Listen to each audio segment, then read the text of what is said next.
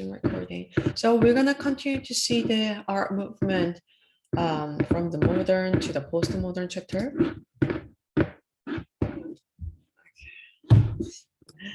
All right, one more person. Morning. Morning, Professor. Morning. So let's just quickly remind what we learned in the last meeting. So in between the modern and the postmodern art, there are diverse art movements here, like the abstract expressionist artists and the pop art, photorealism, minimalism, installation art, video art, and feminism in 60s and 70s. That was the photorealism. The most famous artist was Chuck Close, right? And we saw the minimalism, and the most famous artist of the minimalism is Donald Jude, using a space with the geometrical simple sculptures. And the installation also, we saw the conceptual art. They're using the words and letters and the artist books. So it's just a way of thinking about art, not a style of art. And this one was the important art movement in the heading to the postmodernism art. So the video arts, the founder is the Namjoon Paik. So he created the new style of art with the videos. We watched the video together, and the feminist was emerged in this era in the 60s and 70s to sell to the equal quality.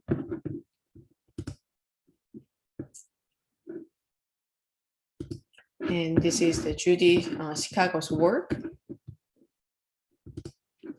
Now, let's move on to the postmodernism and the contemporary art.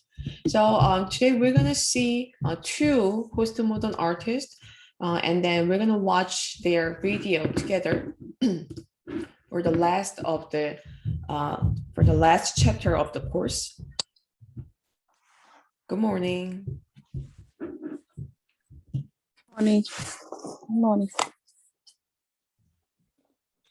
So over the course of the 1970s, it became clear to many people that ideas about art that seems to have been in place for much of the modern era were eroding, and that something different was taking their place.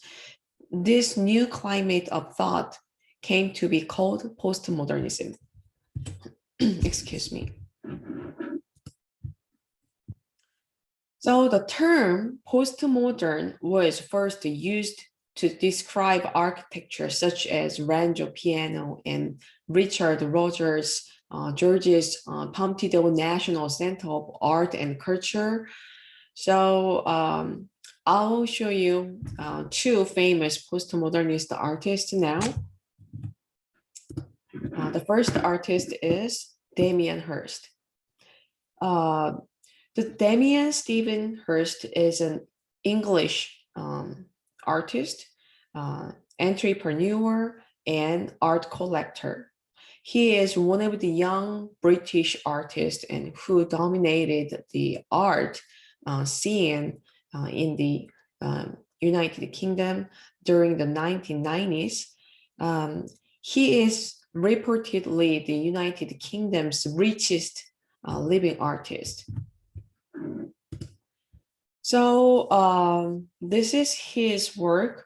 So most of Damien Hirst's work are focused on death since his father's death. And his works are very profound and gives us thought about life and death.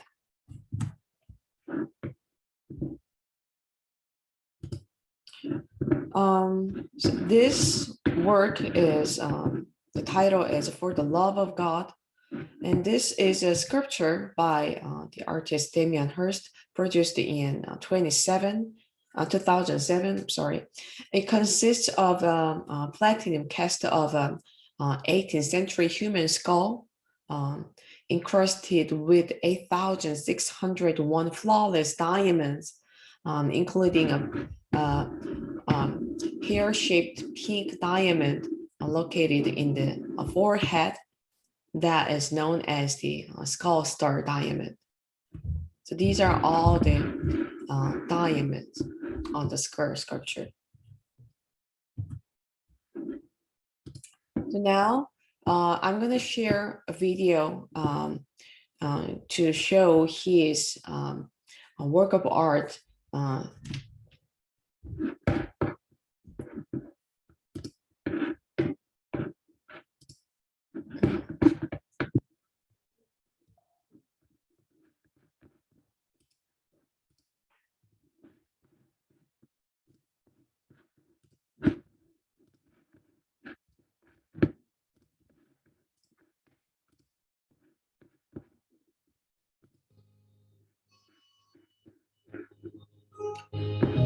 It was a collaborative exhibition with the Tate Museum in London. So you will see his diverse work of art and his work concept through his interview. My name is Adam Gallagher and I'm curator of this Damien Hirst exhibition at Tate. We're about 4 weeks into the installation. It's a really complicated installation, so there's a lot of work to be done. And we've got about a week or so to go, but we're going to walk around, just talk about the pieces that are up and explain the chronology of the way the show runs through.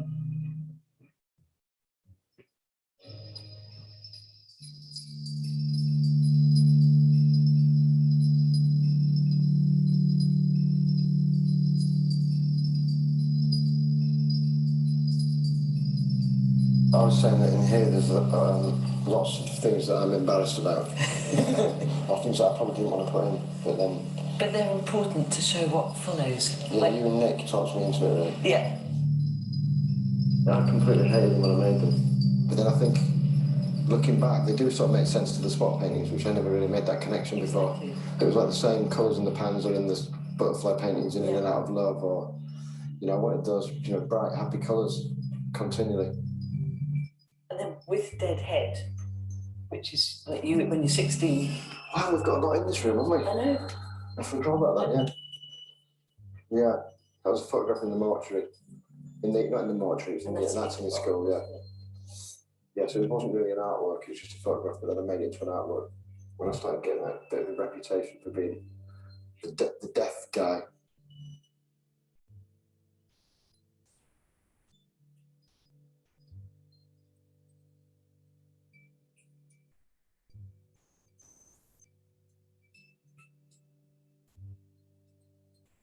Seems smaller to me now.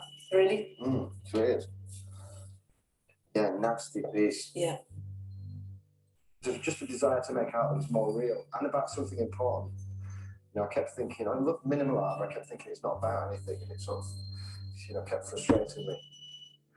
So in a way, the cabinets work like a box to protect things. So I took that a bit further and just, you know, I just thought I'm gonna own this space or something, you know. And to, you know, in a way, it was to, you know, you wanted to pull people in, but then keep them out at the same time.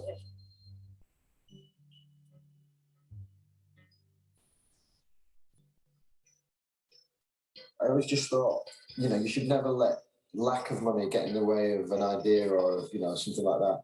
And then, obviously, when I was a kid, I'd seen Jaws. I thought, why can't we do a big shark? I just immediately thought it's got to be big enough to eat you, and then in a volume of liquid that would be big enough to frighten you. Because the fear of it, you know, I remember walking through a Richard Serra at the Saatchi Gallery and just thinking halfway through, God, this could fall on me and kill me. And sort of being physically frightened of a sculpture. You know, the fear of these sharks is an unreasonable fear, but it's a good way to kind of tap into that fear of death, which is probably a reasonable fear. And large volumes of water are quite frightening anyway, in their own right. And what did you think when you finally saw it? Was it the effect you wanted to achieve? Yeah, it was like that's like the Jaws music.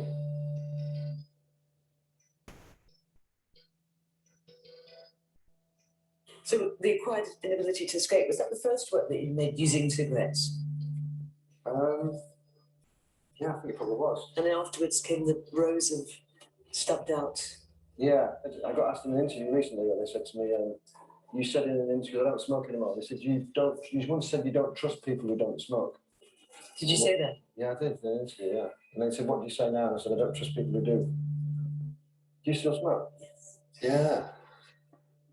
I love you, really.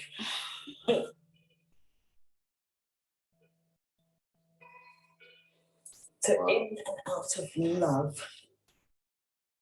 If you can see people as flies, you can see them as butterflies as well. So I thought I've got to go the other way, like I was saying, where you kind of say, well, butterflies are beautiful as well. But then it's not beautiful if you look closely, because it's not beautiful for the insects. It's getting trapped in the paint. Yeah, so there is that horror that they're actually. Yeah, so I remember when I painted the edges of them in there, trying to make them look like they struggled and flapped about and just got stuck. And then the live room of the live butterflies. I mean, Yeah. when I first saw that, thinking, what is he doing? Creating this environment with butterflies flying around and actually hatching out of canvases. I still don't know what I'm doing. Originally, I bred butterflies in my bedroom at the time, so I was like, hatching them all out, and I tried to learn all about it.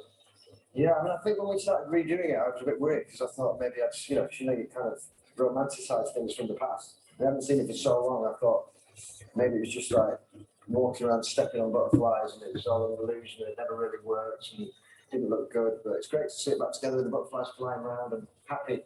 Yeah. So nice to go in there, but then so nice to get out. I know, it's great. Oh, fantastic.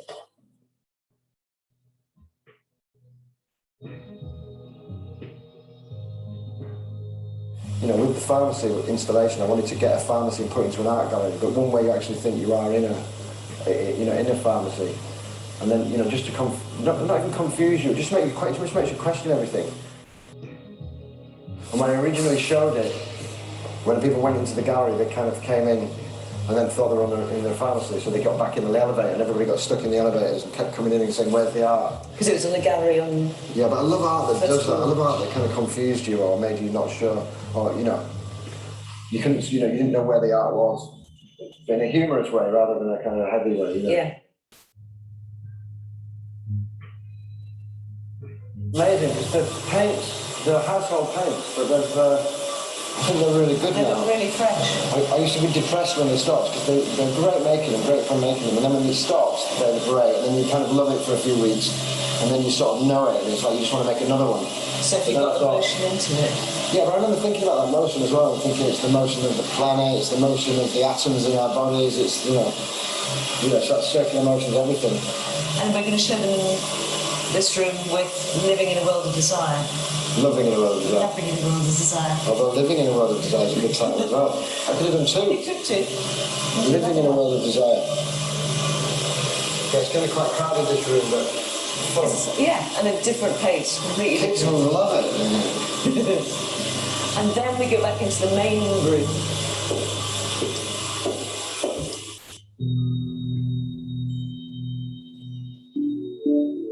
When I first did the first spot paintings, I did it as an endless series, and then I thought I should name them after drugs, and I got a book of drugs. I thought maybe every drug under the sun, every drug known to man, for every painting, so it became this endless, infinite series. And I love that idea conceptually. I actually thought I would start an endless series, but I'll stop somewhere. And but then I just keep coming up with other ideas where, this is a huge one, and it looks, it's totally different to one with 4 spots. So actually, the difference in the paintings was so great that I just kept making them, and then come up with another idea and making another. Mother and child divided. But that was the first piece where you cut the animals in half. So you see the internal organs as well as the hide or the skin. I love that inside outside, where you get to see the inside and the outside. So it's whole, but it's dead. And were you consciously alluding to Christianity when you talked about the titles being My Mother and Child? Christianity, I don't know about. It's like subconsciously. Well, I was brought up as a Catholic till I was 12, so it's like all stuff goes in there, but you know, it's quite difficult, I think. So, I mean, I wasn't directly, but I mean, I love, you know, I love stories from anywhere. So, you know, I wanted to sort of play with the viewer. So if somebody says to me, "Is that religious?" I'd be saying, "Well, what do you think?" Yeah. Belief's a great thing to play with. Will you suggest a range of belief systems like science? Yeah, I mean, I think so, yeah. I mean, you know, I did this series called prints called New Religion, which are very scientific, and I think, you know, science is a new religion, really. Yeah.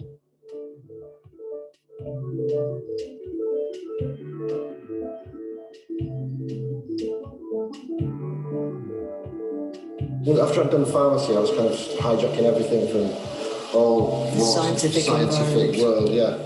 So you moved from that white coated wooden cabinet that you used in the medicine cabinets and then pharmacy into these more really polished stainless steel clinical That's right, looking. it's clinical, but they have that fear again as well. You know, the same sort of fear you get in the shark that you get from these. Yeah. It's like, you know, Well, the instruments. they're all afraid of surgical instruments.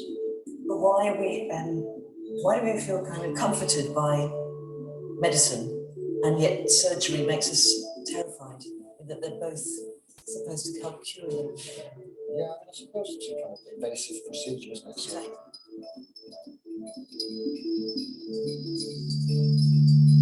I found an old Victorian tea tray which had the base of it under glass. They'd kind of, you know, somebody in Victorian times had put butterflies in it.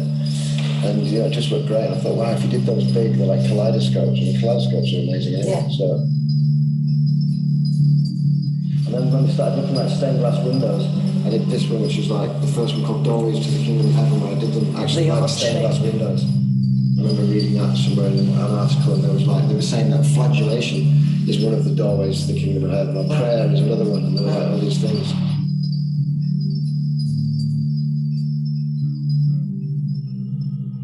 So the flies that are buzzing around in 1,000 years, here you harness them and adhere to the canvas. It's like a tradition of the monochrome, the black painting. From a distance, you just think it's a black monochrome. It looks like tar or paint. Yeah. And really, it's not until you get to about here that you realise it's flies. And when you're that close, and you realise it's flies, it's pretty scary. Yeah. Because you just think, you know, it's a lot of death. And then we're going to walk into the room that's bringing together the work that was made at the time of Sotheby's auction.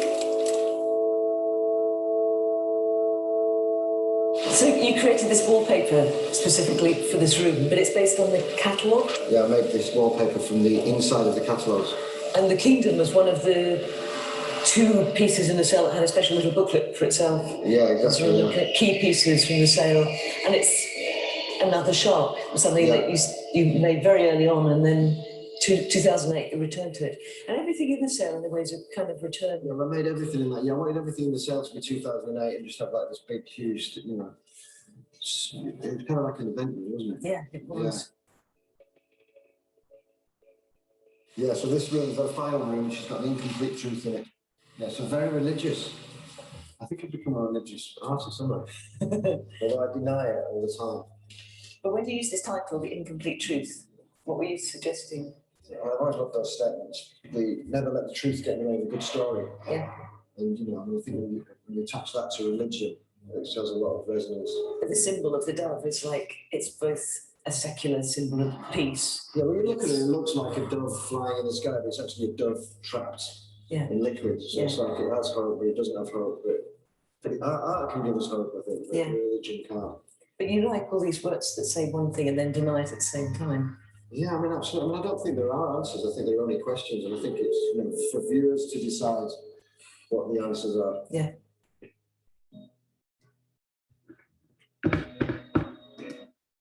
All right. So that was Damien Hirst. How do you think about this artist? It's pretty much profound, right? He seems really intelligent. Yeah, he is. So he cast us a thought about, you know, what the life is and what the, you know, that is for us. All right, so now let's move on to the next postmodernist artist, Matthew Barney. Matthew Barney is an American contemporary artist and director who works in the fields of sculpture, film, photography, and drawing, and whose works explore intertwining connections between geography, biology, geology, and mythology, as well as themes of conflict and failure. So, Barney created 5 videos in a series he titled the Cremaster Cycle, named for a muscle in the male reproductive system. The videos are filled with odd characters engaged in unusual behavior with no master plot or dialogue. Barney plays many of the characters, and this is one of the character. This is the artist. On overarching theme is creation, including human reproduction. In this paragraph from the Cremaster 4, for the first video, Barney presents himself as a sailor, the mythological creature who is part man and part goat. The character is inspired by a type of ram that lives on England Isle of Man, where the film is set. So I'm gonna show you Matthew Barney's Cremaster Cycle trailer video. So it's a film, so the running time is over 2 hours, but this is just a trailer video, so you can see the main point of the work.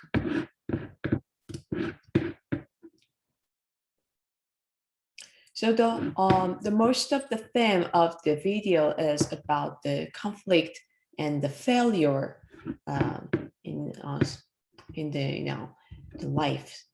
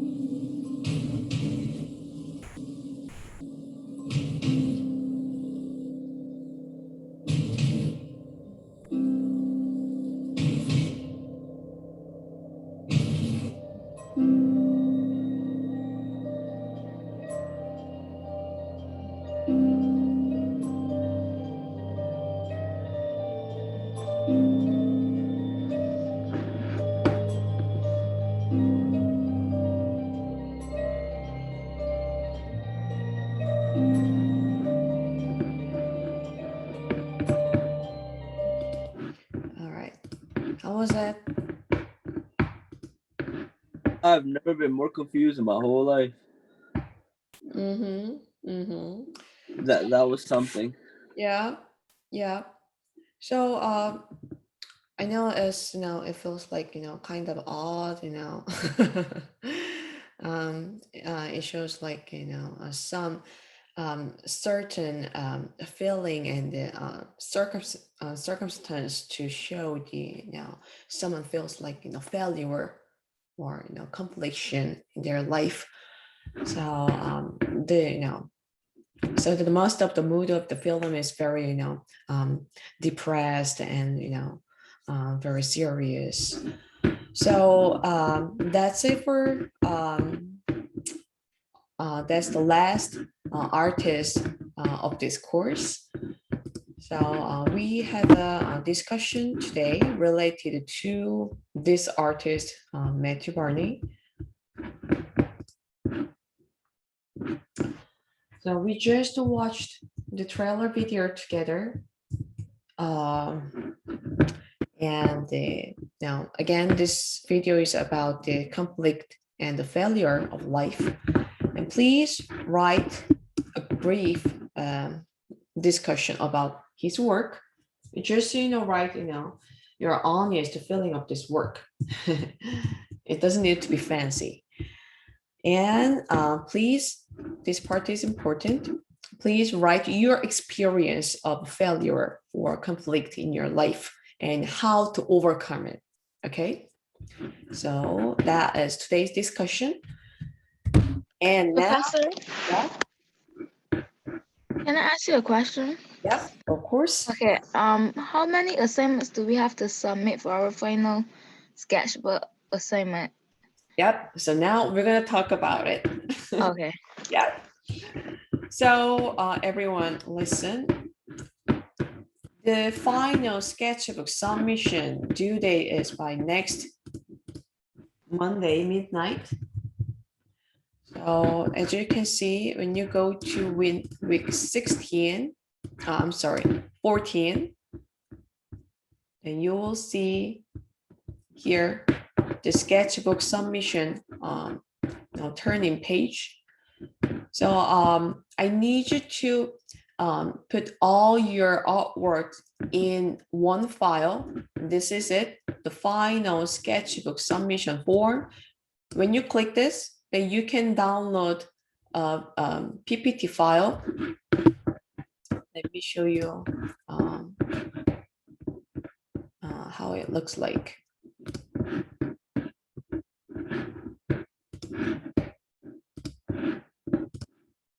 So this is it. So when you download the final sketchbook submission form from the Modern Room in week 14, then you will see this file. So you can just change your name on the first page. I've already put your class number on the first page, so you can just change your name. And then I made 7 slides here. So we've done 7 works of art so far. So the first one is sketchbook 2.2 logo design with your name, and sketchbook 4.2 asymmetrical drawing, and the third one is the collage, and the fourth one is photograph.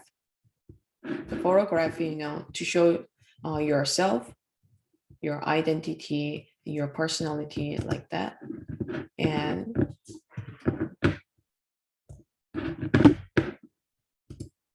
the fifth one is morphing drawing. It's in week 10. It was related to the ancient art after the midterm. And the sixth one is perspective drawing, the Renaissance, the masters, the technique. And the last one is the transformational self-portrait drawing. Oh, the number is wrong. It's on week 13.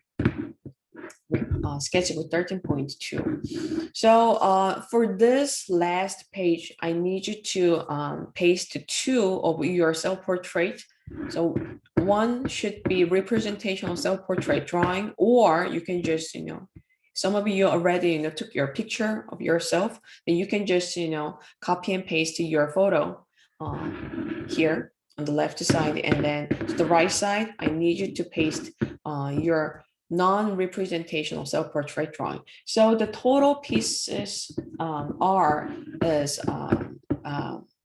7 pieces, 7 pieces artworks, and then you can just submit 5 of them to get the full point. And if you, I'm sorry. No, I was about to say, can we choose, since you said we only have to submit 5, can we choose which ones we can submit? It's up to you. It's up to you. Okay. Yeah. Okay. And Thank you. Professor, Yeah. and about this page, the transformational page, right?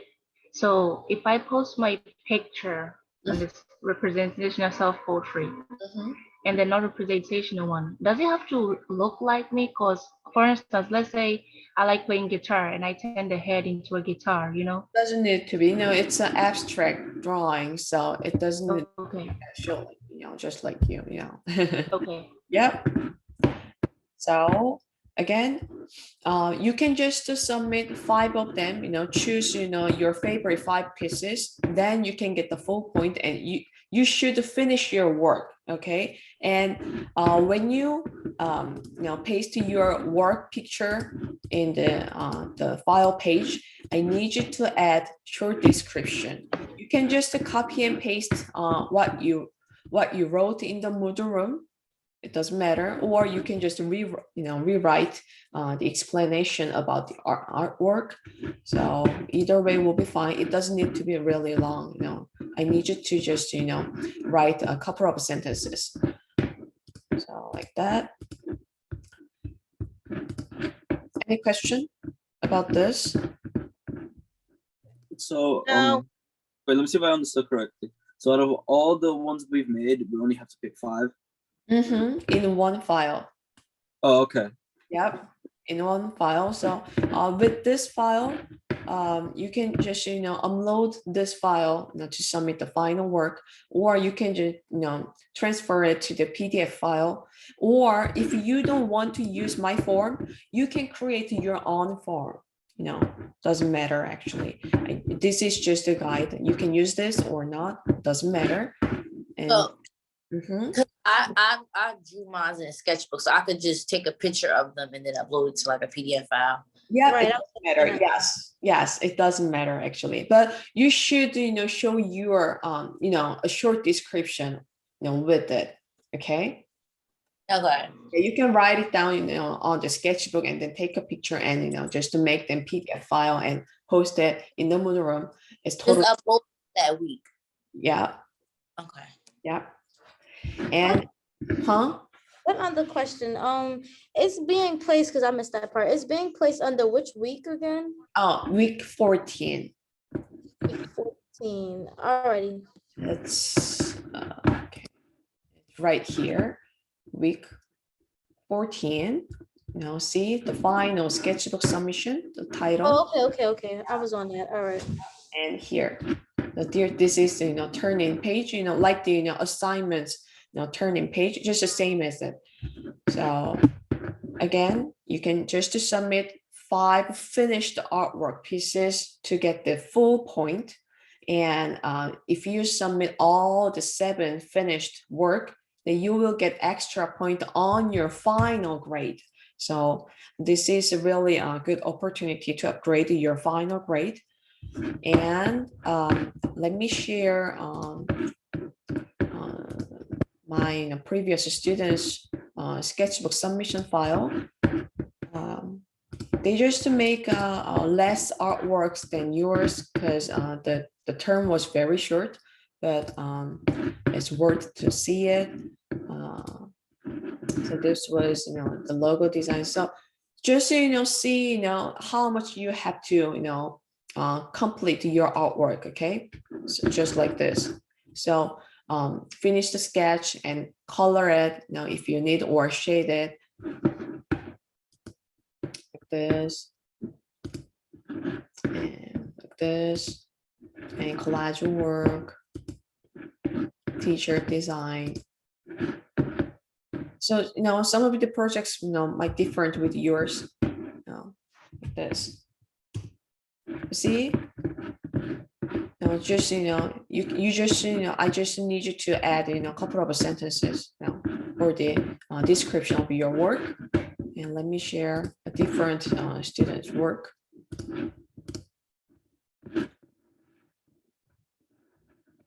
So, like this. So, the name design. So, you don't need to, color all the background. It's not mandatory. No, just, focus on what you want to represent. Okay. This. It's collage work. Oh, also the digital work, is always acceptable. So it doesn't need to be all the hand drawing artworks like this. So that's it. Any question?